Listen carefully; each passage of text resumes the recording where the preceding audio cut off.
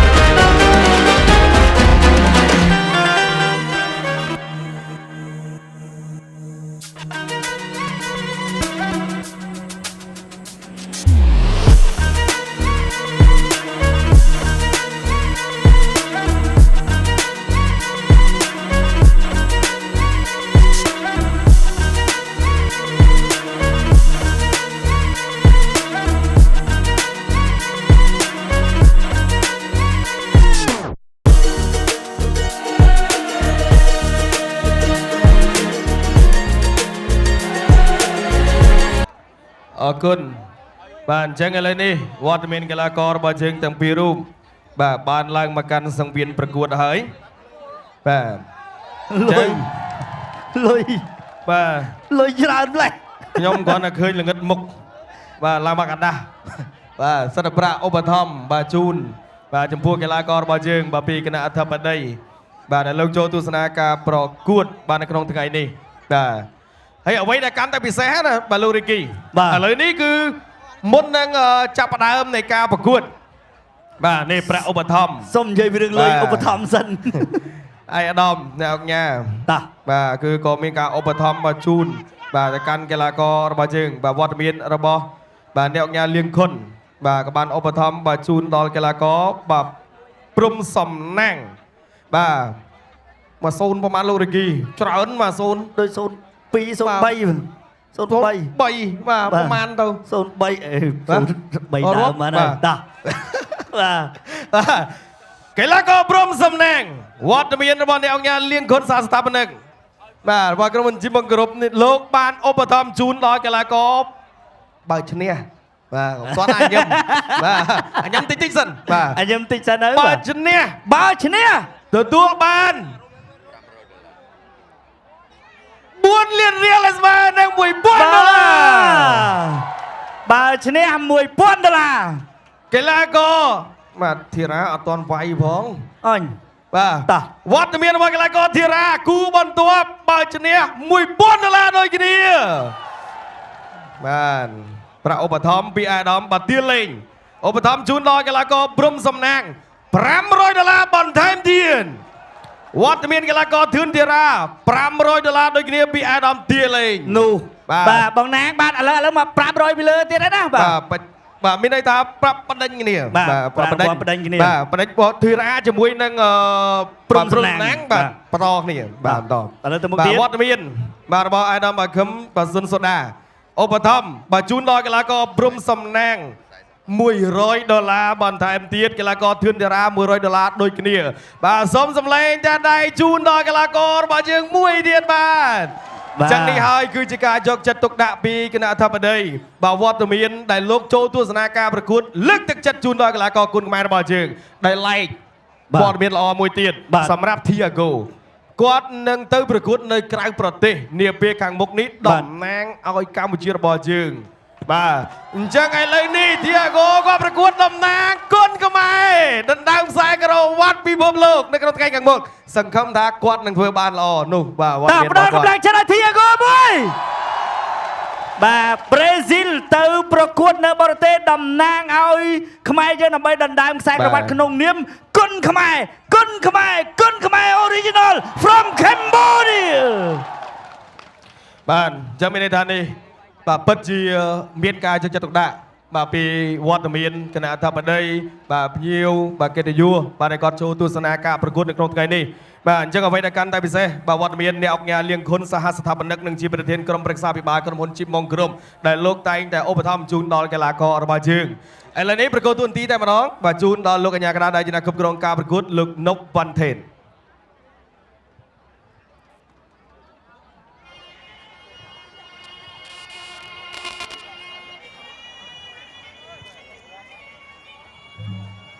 បាទអរគុណច្រើនឥឡូវនេះយ៉ាងណាព្រំសំណាងមិនទាន់បានវាយទេប៉ុន្តែប្រាក់រង្វាន់ក៏ច្រើនព្រំសំណាងអាយុរបស់គាត់ទើបតែ30ឆ្នាំទេអូចឹងបានមកគាត់នៅក្មេងកម្ពស់1.77 ម៉ែត្របាទ1.77 ម៉ែត្របាទគីឡូ70បាទគីឡូ75គីឡូក្រាមធ្លាប់ប្រកួតបានចំនួន113ដងឈ្នះ101ដងចាញ់10ដងនិងស្មើ2ដងធ្លាប់ផ្ដួលគូប្រកួតឲ្យសន្លប់នៅលើសង្វៀនបានចំនួន62ដងលោកស្រីនាងកញ្ញាស្វាគមន៍បង្គោលក្រហមព្រះរាជាណាចក្រកម្ពុជាជាងកាត់សក់ដៃឯកព្រំសំណាងបាទបង្គោលខៀវមកពីប្រទេសថៃបាទប្រវត្តិរូបរបស់គាត់ដាក់មកបាន10ប្រមាណបាទអាយុរបស់គាត់30ឆ្នាំដូចគ្នាកម្ពស់1.75 ម៉ែត្រអាយ៉ាច្រើនដែរបាទធ្លាប់ប្រកួតបានចំនួន80ដងអូយបាទឈ្នះ70ដងនិងស្មើ5ដងធ្លាប់ផ្ដួលគូប្រកួតឲ្យសន្លប់នៅលើសង្វៀនបានចំនួន10ដងលោកស្រីនាងកញ្ញាស្វាគមន៍បង្គោលខៀវមកពីប្រទេសថៃប្រកាយសែងអញហើយជាងកាត់សក់ហើយដៃគូរបស់គាត់អត់សក់ផងបានអីកាត់កីឡាករទាំងពីរស្ដាប់បទបញ្ជានៃការប្រកួតប្រដាល់គុណខ្មែរពីលោកអញ្ញាកណ្ដាលនុកវ៉ាន់ថេតបាទបាទឥឡូវនេះបាទលោករីគីបាទនៅបន្តិចទៀតបាទខ្ញុំសុំបន្តិចទៀតបាទភ្លេងវត្តមានរបស់អ្នកអង្គការស្រីលោកអង្គការស្រីចន្ទថនបាទដែលលោកចូលទស្សនាការប្រកួតនេះដូចគ្នាដែរបាទវើកបណ្ដាគុណខ្មែរប្រចាំប្រទេសបាទទឹកដីខណ្ឌកំពូលបាទលោកឧបត្ថម្ភជូនដល់កីឡាករបាទធឿនធីរ៉ានិងកីឡាករព្រំសំណាងចំនួន$1000បាទអាមេរិកបន្ថែមទៀតបាទរីឯវត្តមានរបស់បាទអាដាមវ៉ាសាធាដែលជាស្វាមីបាទលោកជំទាវអគ្គនាយិកាក្រុមហ៊ុន Town Group បាទក៏បានផ្ដល់ជូនប្រសិនបើព្រំសំណាងវាយកីឡាករអន្តរជាតិឲ្យបែកនិងឧបត្ថម្ភចំនួន$1,200,000រៀល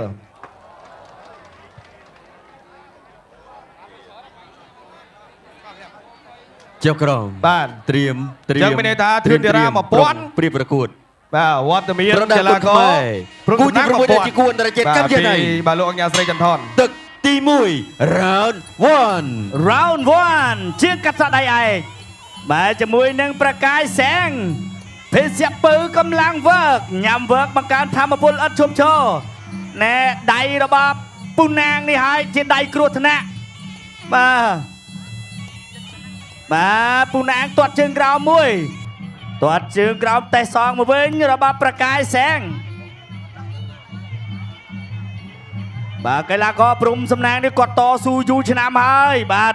ដោយសារតែនៅក្នុងប្រទេសកម្ពុជារបស់យើងគីឡូរបស់គាត់ធ្ងន់ពេក អត់សូវមានដៃគូវាយទេអញ្ចឹងជីវភាពរបស់គាត់ក៏ខ្សត់ខ្សោយប្រុងបោះបង់ម្ដងម្កាលហើយបណ្ដាហេតុស្រឡាញ់គុណខ្មែរទើបមិនបោះបង់ឥឡូវនេះជោគជ័យរបស់គាត់ហើយជ្រុងចូលរបស់ព្រំសំណាងបាទទាត់ជើងក្រោយរបស់ប្រកាសចូលកណ្ដាប់ដៃរបស់ព្រំសំណាងដៃហ្នឹងហើយចូលវាយចូលក្បាលពោះបាទចូលទៀតហើយមួយដៃបាត់ហើយប៉ុន្តែមិនទាន់ទៅណាទេភេសជ្ជៈពើកម្លាំងវើកញ៉ាំវើកបង្កើនធម៌ពលឥតឈប់ឈរគាត់ឈ្នះអរគុណបាទព្រំសំណាងដើរចូលប្រកាយសាំងចាប់ចូលចាក់ជង្គង់មួយជង្គង់សងវិញរបស់ព្រំសំណាងណែឆក់មួយដៃនេះល្អណាស់កណ្ដាប់ដៃសអនុជិតវាយចូលក្បាលពោះមួយទាត់ជើងក្រោមបាទចូលនេះបាទតាមព័ត៌មានមកបានប្រាប់ថាគូនេះគឺជាគូសងសឹកបាទជួបគ្នាសាមុននោះគឺព្រំសំណាងឈ្នះបន្ទុកអញមិនចេះចាក់ផ្ដាច់ទឹកមួយនេះក៏យ៉ាងណា1 2 3អ្នកកបលអើយបាទព្រំសំណាងវាយមិនឲ្យប្រកាយសែងមានឱកាសទេវាយចូលបាក់ So 1 2 3 4 5 គុណខ្មែរ original from Cambodia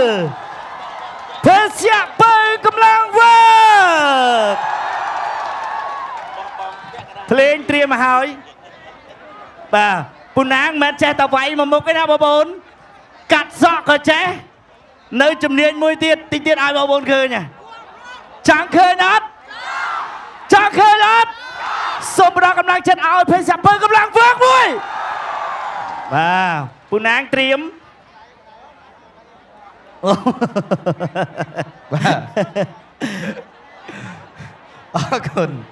ឥឡូវនេះបងប្អូនបាទត្រៀមទូរស័ព្ទបាទតោះលើកឡើងបាទតែស្រួលបួលហ៎បាទផ្ទៃលើកកន្លែងទៅមើលក្រោមបាត់ទូរស័ព្ទទៅលើបាទត្រឡប់កវីដល់ដៃបាទព្រមសំណាង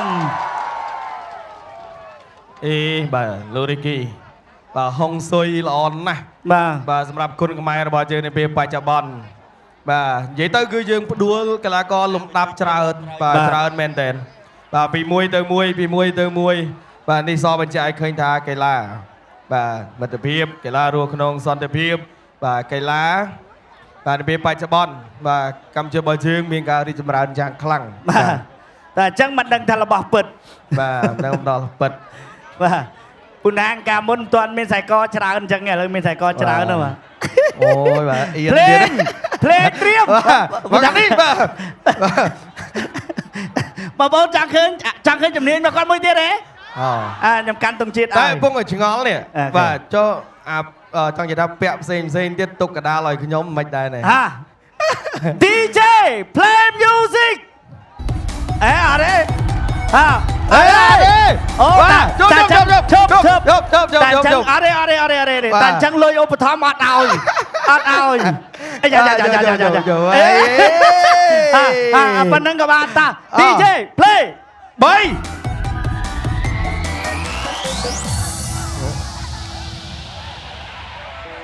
បាទអត់រួមអត់ឲ្យប្រាក់ឧបត្ថម្ភដល់3 2 1យ៉ា